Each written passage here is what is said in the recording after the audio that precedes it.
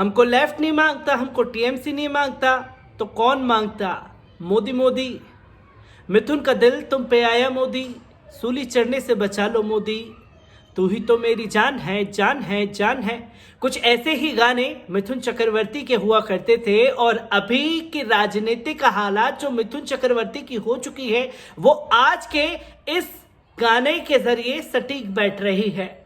मिथुन चक्रवर्ती ने भारतीय जनता पार्टी का दामन थाम लिया। श्री नरेंद्र मोदी जी की देख रेख में उन्होंने इस कदम को उठाया और मिथुन चक्रवर्ती ने क्यों इस कदम को उठाया है इसके बारे में भी मैं आपको बताऊंगा। पर इस मंच पर एक घटना देखने को मिली।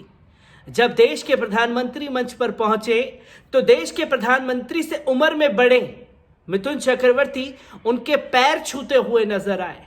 लोगों ने इसकी आपत्ति, इसकी कड़ी निंदा की कि एक उम्र दराज इंसान जो है वो देश के प्रधानमंत्री यानी कि श्री नरेंद्र मोदी जी के पैर छू रहे हैं। तो कुछ लोगों ने इस पर हास्यास्पद बातें भी लिखी, क्योंकि मिथुन चक्रवर्ती जानते हैं कि देश में कलाकारों का सम्मान होना चाहिए और देश के प्रधानमंत्री किसी कलाकार से कम थोड़ी ना है। तो इसलिए कलाकार की कला का उन्होंने पूरी तरीके से दिल खोल करके समर्थन किया, इसलिए वो पैर छूते हुए नजर आए। पर कोलकाता के मैदान में जिस तरीके से मिथुन चक्रवर्ती की बयानबाजी हुई और भारतीय जनता पार्टी और आरएसएस का दामन थामने के बाद मिथुन चक्रवर्ती ने जो कदम उठाए हैं उसके बारे में भी चर्चाएं हो रही हैं। और आखिरकार क्यों उन्होंने भारतीय जनता पार्टी का दामन थामा है, एक बार इस रिपोर्ट पर भी नजर डाल लीजिए। मिथुन चक्रवर्ती अपने वक्त के टॉप के एक्टरों में शुमार रहे और तमाम अवार्ड उन्होंने जीते, लेकिन ऐसी लोकप्रियता उनके बेटे महाक्षय चतुर्वेदी मिमो के खाते में नहीं आई। उनकी पहली ही फिल्म जिम्मी ने बॉक्स ऑफिस पर पानी तक नहीं मांगा। हालांकि उनकी दूसरी फिल्म हॉन्टेड 3D सफल रही। इसके बाद वो सुनील शेट्टी, गोविंदा और जावेद जाफरी की फिल्म लूट में नजर आए, लेकिन उन्हें सफलता नहीं मिली। फिल्मों के लिए मिमो ने वजन घटाया, नाम बदलकर महाक्षय रख लिया, बालों का रंग बदला, लेकिन कोई फायदा नहीं हुआ। 30 जुलाई 1984 को जन्मे थे मिमो। मिमो पर मुंबई की एक जानी मानी मॉडल ने शादी का झांसा देकर रेप करने और जबरदस्ती गर्भपात कराने को लेकर केस दर्ज करवाया था। मॉडल ने मिथुन की पत्नी और मिमो की मां एक्ट्रेस योगिता बाली पर भी पति की ऊंची पहुंच की धमकी दिखाते हुए उसे जान से मरवाने की धमकी देने की थाने में शिकायत दर्ज करवाई थी। मॉडल ने अपने बयान में कहा था कि मिमो ने उसे शादी का झांसा देकर कई बार रेप किया। इस बीच वो प्रेग्नेंट हुई, लेकिन मिमो ने उसका गर्भपात गिरवा दिया। ये सब 4 सालों तक चलता रहा। कई बार मिमो ने उसकी कुंडली मिलाने के नाम पर भी उसे गुमराह किया। जब उसे पता चला कि 7 जुलाई 2018 को वह अभिनेत्री से शादी कर रहा है तो वो फरियाद लगाने पहुंची थी, लेकिन योगिता ने उसे धमकाया और मिथुन की पहुंच बताकर उसे गंभीर अंजाम भुगतने की धमकी भी दे डाली। 7 जुलाई को शादी के वेन्यू पर पुलिस पहुंची और मिमो को अपने साथ ले गई। इसके बाद शादी टल गई। दुल्हन का परिवार भी वेन्यू से वापस लौट गया। हालांकि बाद में दोनों ने 10 जुलाई 2018 को शादी कर ली थी। भाजपा में जाते ही इन्हें भी भाषण जीबी की तरह बचपन की बातें याद आ गई। मतलब ये भी फेंकू हैं। आज पश्चिम बंगाल का मौसम बदल गया, झूठ की बारिश हुई, जुमलों का तूफान आया।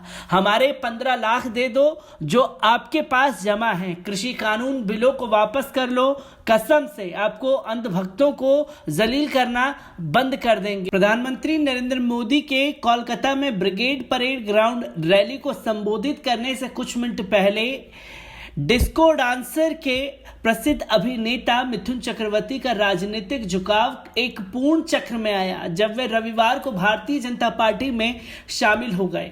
एक बार एक सच्चे अर्बन नक्सल जो 1960 के दशक में किशोर के रूप में नक्सली आंदोलन की विचारधारा के साथ प्यार में पड़ गए थे, उनके वर्तमान अधिकार के साथ संप्रभुता वास्तव में नाटकीय है। मोदी ने मिथुन को बांगल छेले कहा और भाजपा निश्चित रूप से पश्चिम बंगाल में अपनी चुनावी संभावनाओं को चमकाने के लिए स्टार की छवि का उपयोग करने की उम्मीद करेगी।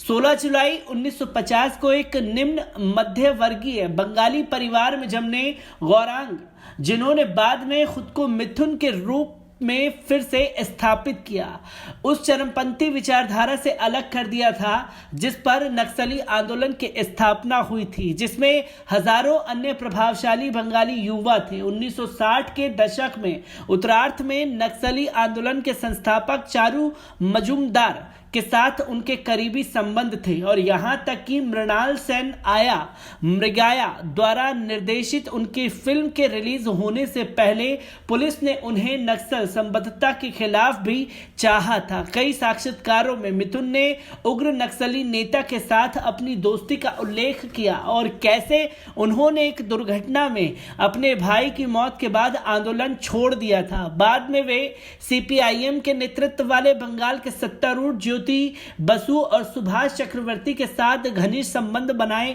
रखते हुए वामपंथियों की राजनीति मुख्य धारा में आ गए। 1986 में उन्होंने मुख्यमंत्री की बाढ़ राहत के लिए धन जुटाने के लिए एक शो की मेजबानी की, जिसमें अमिताभ बच्चन और रेखा जैसे दिग्गजों की भी भागीदारी थी। 2010 तक दोनों नेताओं की मृत्यु के बाद वाम दलों के साथ उनका जुड़ाव भी समाप्त हो गया।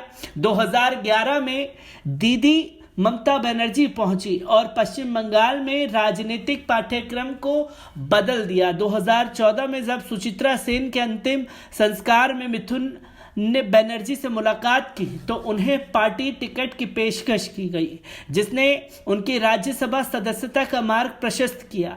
निसंदेह मिथुन दीदी का पोस्टर बॉय बन गया और उसने भाजपा के नारे पर पलटवार करने के लिए भाजपा पर हमला किया, ताकि भाजपा के नारे का मुकाबला करने के लिए हर हर मोदी घर घर मोदी का प्रचार किया। हालांकि स्टंट लंबे समय तक नहीं चला। चीट फंड घोटाले में उनका नाम आने के बाद उन्होंने 2 साल बाद स्वास्थ्य के आधार पर राज्यसभा के सदस्य के रूप से इस्तीफा दे दिया। फिर उन्होंने राष्ट्रीय स्वयंसेवक संघ की ओर झुकाव शुरू कर दिया। उन्होंने 2019 में नागपुर में आरएसएस मुख्यालय का दौरा किया, जहां उन्होंने प्रमुख मोहन भागवत से मुलाकात की। पदाधिकारियों ने उन्हें कहा कि मिथुन से संघ के काम के बारे में सीखना शुरू कर दिया है के रूप में दौरा किया और कहा कि वे समाज के प्रति आरएसएस की प्रतिबद्धता से प्रभावित थे। 16 फरवरी को आरएसएस प्रमुख ने मुंबई में अभिनेता के साथ एक और बैठक की। मोहन भागवत के साथ मेरा आध्यात्मिक संबंध, मैं उनसे लखनऊ में मिला था और बाद में मैंने उनसे अनुरोध किया था कि जब वे मुंबई में हों तो मेरे घर आएं। इस प्रकार भाजपा में मिथुन का प्रवेश कोई उम्मीदवारी नहीं है। वे सभी मौसमों, फिल्मों और राजनीतिक विचारधाराओं के व्यक्ति रहे हैं, यहां तक कि उन्होंने खुद को इवन एक कोबरा कहा जो एक काटने के साथ मार सकता है। मिथुन किस उद्देश्य से बीजेपी की सेवा करेंगे और अपने दंश से क्या फिसल सकते हैं, ये फिलहाल बताया जा सकता है। तो दोस्तों, आपने देखा कि मिथुन चक्रवर्ती ने जो भारतीय जनता पार्टी का दामन थामा, वो क्यों थामा है? क्योंकि बेटे के ऊपर रेप जैसे गंभीर आरोप हैं और रेप के साथ साथ पूरे परिवार जो मिथुन चक्रवर्ती का है वो पानमा घोटाले में दोषी पाया गया है। उससे बचने के लिए भारतीय जनता पार्टी का दामन मिथुन चक्रवर्ती ने थामा है और इससे पहले वो आरएसएस हेडक्वार्टर भी पहुंचते हुए नजर आए थे। आखिरकार ये हृदय परिवर्तन जो मिथुन चक्रवर्ती का हुआ है वो अचानक से नहीं हुआ है। वो पहले लेफ्ट में थे और फिर टीएमसी में, और टीएमसी के बाद भारतीय जनता पार्टी में पहुंच चुके हैं। तो मौसम के साथ रंग बदलते रहते हैं मिथुन चक्रवर्ती, और मिथुन चक्रवर्ती के ऊपर लटकी तलवार से बचने के लिए भारतीय जनता पार्टी का दामन थामा, और भारतीय जनता पार्टी का दामन थामने के बाद जो उनके ऊपर आरोप थे वो निराधार हो चुके हैं और सारे आरोपों से बाइज्जत बरी मिथुन चक्रवर्ती कर दिए गए हैं।